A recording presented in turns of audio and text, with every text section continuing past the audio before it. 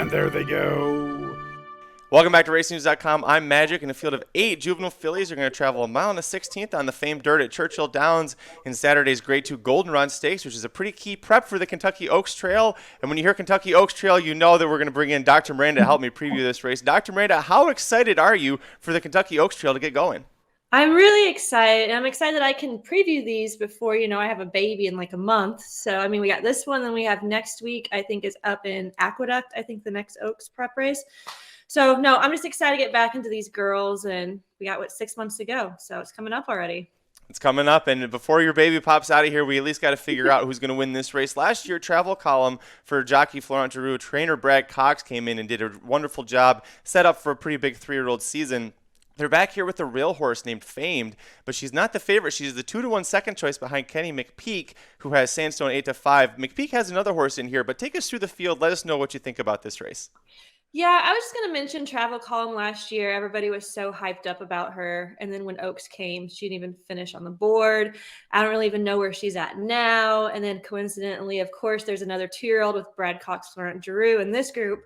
But she is a good horse. She's the #1 Fame. She won last time out on a sloppy track at Keeneland with an impressive 7 lengths and a maiden special weight. The race before that, though, she finished second at Churchill by a length. But a lot of these Cox horses, they have to have the lead in order to win. A lot of them do. She never got the lead. She didn't get the win. She has a lot of early speed, but there's about 3 other horses in here who's going to want the lead in this race. So I don't think it's going to be easy for her, especially since she's never ran this far before. She may get herself in a speed duel and tire out. She is by Uncle Mo, and he is 20% at dirt routing, so she definitely has the breeding to go the distance. I just think that she's a little underclassed in here compared to some of the other horses. Then we're going to go to the #2, Cancel This, with Joelle Rosario and Dale Romans. She has ran a total of 3 times. It took 2 times to break her maiden. She lost to Girl with a Dream at Ellis Park first time out. Now, I want to mention I do like that horse, but that horse got her butt kicked at Saratoga against Zulu Alpha. So if that tells you anything about class and these horses in here, the last time out at Churchill a few weeks ago to maiden special weight, she won. The positive thing about this horse is that she seems to like to stalk the pace, like last time out. So she may be able to pass some of these tiring foes if a speed duel does happen.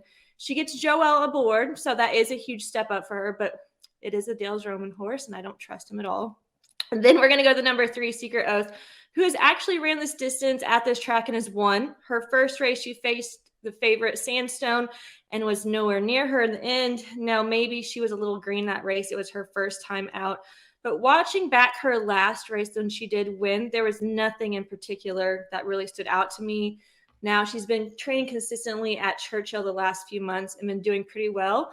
But I think some of these horses in here are just a little bit better than her. Now we'll go to the #4, Sandstone, who is the only horse in here that has won in stakes company. Now, they debuted her in May in a maiden special weight. She didn't do the greatest. They took her off for about 4 months for her to mature a little bit more. And it really seemed to work out. She ran a maiden special weight and won by 9 lengths on a sloppy track. Then she came back and won by 10 lengths on a fast track. So it shows that she is very versatile, and she does love Churchill. Another positive thing is that she won at this distance, which is something I like to look at with these 2-year-olds, because not all of them are going to like the added distance in the beginning. She keeps Brian Hernandez Jr. on top also, who won with her the last 2 times out. And I also do like that angle. Now, the #5 horse is another Kenny McPeak horse who just went on the turf last month. Brian is on the 4, so Corey gets this mount. Watching back, this horse was in last place and closed amazingly on the rail to come out with the win. I'm not sure if Kenny is just going to try a surface change with her to test it out, or maybe he's going to try to cover all his bases in case the 4 and the 1 do get in a speed duel and a pace meltdown happens, and he has a deep closer in his pocket. She ran okay in her debut, but the 4 Sandstone is clearly his #1 pick in this race. Now, the #6 is Ugiri for Rudolph Brissett, who broke her maiden first time out pretty easily by 7 lengths. The next time out, they put her in the rags to riches against Sandstone. Sandstone beat her by 10 lengths. And looking back at that race, that horse had no excuse. I mean, she was dueling up to her until the stretch, and then Sandstone just took off. So I just think that Sandstone's so much better than this horse. She could possibly creep in for an exotic, but I just don't see this being her race. Then we go to the number 7, Dreamwith, who is actually a little bit of a wild card to me in here.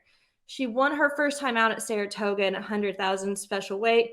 Then they put her in the Spinaway and then the Alcibiades, where she faced the top 2-year-olds with Echo Zulu, Juju's Map. So she's been around the best horses that are the 2-year-olds right now. She just never matched up to them. I think that this cutback in class, especially with this field, is going to be a lot better for her if she stalks the pace like she has in the past. I think that she could be in a good position to make a move in the end. She's been off for about 45 days, though, so we're going to see how she handles the layoff. And the last horse is Code for Success for Victoria Oliver. She broke her maiden at Ellis Park this summer, but then she's not really done a whole lot since then. They put her in the Pocahontas Stakes, finished off the board, went to an optional claiming, didn't even finish the top 3 again. So this horse is just okay at best. I just don't really see anything that stands out to me. So with all of that said, my top pick for the Goldenrod is going to be the number 4, Sandstone. Out of all these horses, I just think she has the best resume, the best running style. Now, I understand the Rags to Riches wasn't like a tough race. They only had 4 horses in there. But she did win by like 10 lengths, so you can't look past that. Underneath, I'm going to play some long shots and hopefully get some prices across. We're going to put in the 5 and the 7. I'm really, really intrigued to see how Dreamwith does, and then adding in the turf horse because you just never know with these little girls. And then finally, in a trifecta, I have to use Cox defensively. So I'm going to do a try box with 1, 4, 5, 7. That's Dr. Miranda. She is the resident expert for the Kentucky Oaks Trail and, of course, all horse racing over at racingnews.com. Head over there for all of the race previews, the live streams of all of our shows, and, of course, the picks for every track, every race around the country. We hope you enjoyed your Thanksgiving weekend. Have a great time betting Churchill Downs on Saturday. That's Dr. Miranda. You follow her on Twitter at Miranda Bunge. We'll see you next time. Racing Dudes Preview. Racing Dudes Preview. And there they go.